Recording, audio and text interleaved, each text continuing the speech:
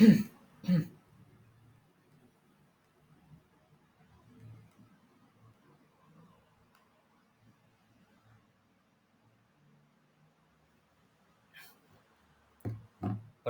Bapak Saifuddin, perkenalkan nama saya Muhammad Farizi Barus dengan NRP 501221069. Jadi pada kesempatan kali ini saya izin untuk mencoba menjelaskan mengenai tugas 2 yang telah saya kerjakan untuk mata kuliah seismologi.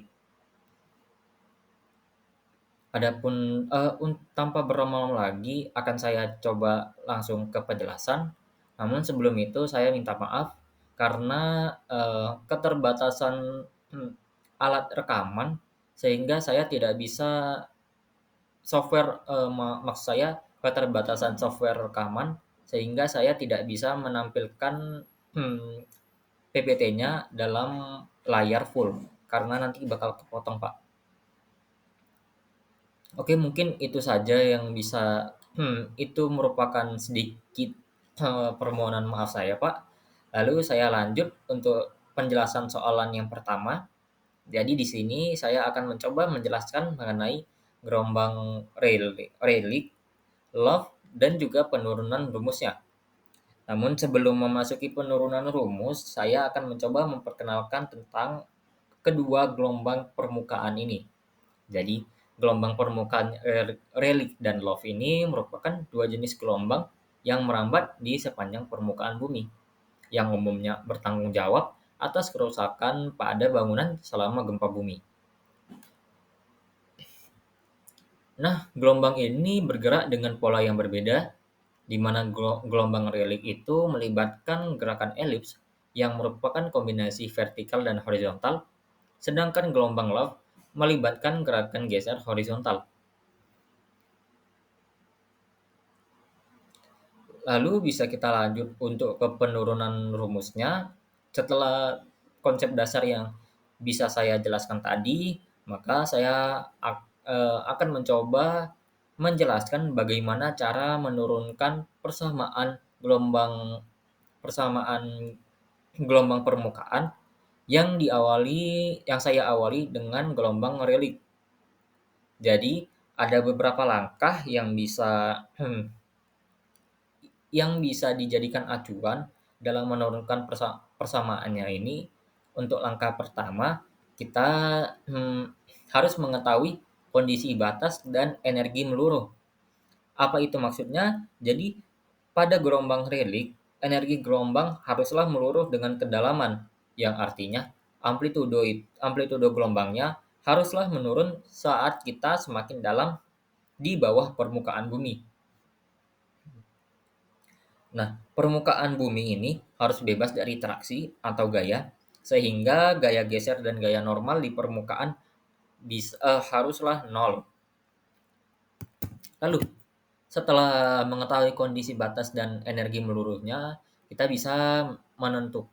selanjutnya kita bisa menentukan persamaan elastisitas dan potensial gelombangnya, di mana persamaan elastisitas ini untuk medium padat yang menggambarkan pergerakan gelombang dalam medium elastis, yang pada slide ini saya tampilkan pada persamaan pertama. Lalu, setelah kita bisa menentukan persamaan elastisitasnya, kita bisa menyederhanakan menggunakan potensial skalar dan vektor untuk mendefinisikan gelombang P dan gelombang S-nya, yang saya tampilkan sebagai persamaan kedua di slide kali ini, di mana R alpha dan R beta itu merupakan fungsi dari kecepatan fase Cx. Lalu, eh, langkah selanjutnya kita bisa untuk langkah selanjutnya, jadi kita harus mengetahui syarat tegangan nol pada permukaan. Dengan di mana menggunakan hukum Hooke, kita bisa menentukan bahwa tegangan geser atau yang disimbolkan sebagai sigma Zx dan tegangan normal yang bisa disimbolkan dengan sigma Zz harus nol di permukaan bebas, di mana dan ini akan menghasilkan dua persamaan untuk konstanta A dan B, di mana konstanta ini mengontrol amplitudo gelombang P dan gelombang S. yang saya tampilkan sebagai persamaan pertama pada slide. Lalu setelah ketiga langkah tadi, maka nanti di akhir kita bisa mendapatkan persamaan dispersi relik, di mana persamaan ini menunjukkan hubungan antara kecepatan gelombang relik yang disimbolkan sebagai VR, kecepatan gelombang geser yang disimbolkan sebagai Vs, dan parameter elastisitas material. Bentuk akhir dari persamaan ini biasanya diselesaikan secara numerik dan menghasilkan kecepatan fase relik sekitar 0,92 Vs atau 0,92 dari kecepatan gelombang gesernya. Di mana pada di akhir saya bisa menyimpulkan bahwasanya gelombang relik itu melibatkan gerakan elips dan kecepatan fase gelombang relik sedikit lebih kecil daripada kecepatan gelombang gesernya. Oke, mungkin itu untuk penurunan persamaan untuk gelombang relik. Lalu saya lanjutkan untuk gelombang Love. Jadi sama seperti gelombang relik, di sini saya membuat dalam beberapa langkah untuk menurunkan persamaan gelombang permukaannya. Di mana pada langkah pertama kita haruslah mengetahui kondisi awal dan asumsi yang digunakan. Di mana di sini gelombang love terjadi dalam medium lapisan elastis di atas medium yang lebih kaku. Nah, gelombang ini hanya melibatkan gerakan geser horizontal sehingga kita hanya perlu mempertimbangkan perpindahan horizontal. Dan sama seperti gelombang relay, energi gelombang love juga harus meluruh dengan kedalaman dan permukaannya bebas dari traksi. Lalu langkah kedua kita bisa menentukan persamaan potensialnya, di mana dalam lapisan elastis perpindahan horizontal bisa dituliskan seperti pada persamaan pertama di slide. Sementara itu di dalam medium lebih dalam atau disebut sebagai Hall space, maka persamaannya akan berbeda dibandingkan persamaan perpindahan horizontal tadi, yang bisa dilihat persamaannya sebagai persamaan kedua di slide, di mana di sini RBT1 dan RBT2 tergantung pada kecepatan fase Cx dan kecepatan gelombang geser di lapisan dan substrat.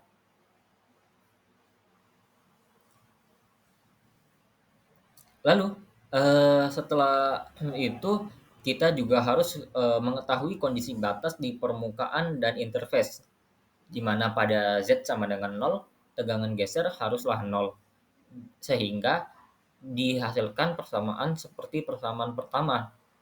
Sedangkan pada kedalaman Z sama dengan H, perpindahan dan tegangan haruslah kontinu, dan menghasilkan dua persamaan yang dirangkum sebagai persamaan kedua di slide. Lalu setelah ketiga langkah tadi, maka kita bisa mendapatkan persamaan dispersi gelombang love-nya, seperti yang ditampilkan pada slide. Nah, ini adalah persamaan yang menghubungkan kecepatan fase Cx, frekuensi omega, dan bilangan gelombang Kx untuk gelombang love. Persamaan ini biasanya diselesaikan secara numerik untuk mendapatkan nilai Cx-nya. Sehingga bisa saya simpulkan, gelombang love ini melibatkan gerakan geser horizontal pada lapisan atas dan menghasilkan persamaan dispersi yang kompleks. Kecepatan fase untuk gelombang love terletak di antara kecepatan geser di lapisan yaitu beta 1 dan substrat yaitu beta 2. Lalu setelah setelah penurunan persamaannya tadi, saya akan mencoba menjelaskan untuk soalan kedua yang berbicara tentang kecepatan fase dan grup di gelombang permukaan. Lalu, apa sih kedua hal ini? Jadi, untuk kedua hal ini akan saya mulai dengan kecepatan fase terlebih dahulu. Namun sebelum itu, izinkan saya untuk sedikit membaca. Jadi, oh ya, Kecepatan fase Untuk yang pertama, kecepatan fase itu merupakan kecepatan di mana titik-titik dengan fase konstan bergerak melalui medium. Nah, titik-titiknya itu apa? Titik-titiknya itu seperti puncak atau lembah gelombang, di mana kecepatan fase untuk gelombang Rayleigh dan Loove diturunkan berdasarkan asumsi adanya beban harmonik yang menghasilkan gelombang dengan panjang tak terbatas. Lalu selanjutnya, untuk kecepatan grup, itu merupakan definisi untuk kecepatan di mana sekelompok gelombang dengan frekuensi serupa bergerak. Nah, persamaannya bisa dilihat pada slide di mana C itu merupakan kecepatan fase, K itu adalah materi, dan K adalah bilangan gelombang. Dalam material non-dispersif, kecepatan grup Kecepatan grup sama dengan kecepatan fase, karena turunannya dc per dk itu sama dengan 0. Lalu untuk material yang dispersif, kecepatan fase itu cenderung menurun dengan meningkatnya frekuensi, sehingga kecepatan grup lebih rendah daripada kecepatan fase. Akibatnya, gelombang tampak bergerak melalui paket gelombang dari belakang ke depan. Dan fenomena serupa dapat kita amati ketika sebuah batu dijatuhkan ke dalam kolam air, menghasilkan riak gelombang yang menunjukkan perbedaan antara kecepatan fase dan grup. Oke, jadi sekian Pak penjelasan yang bisa saya sampaikan untuk tugas kedua seismologi kali ini. Saya minta maaf jika hmm, kurang lebihnya saya minta maaf. Terima kasih Bapak yang telah mengunjungi dan mendengarkan penjelasan yang saya coba jelaskan tadi.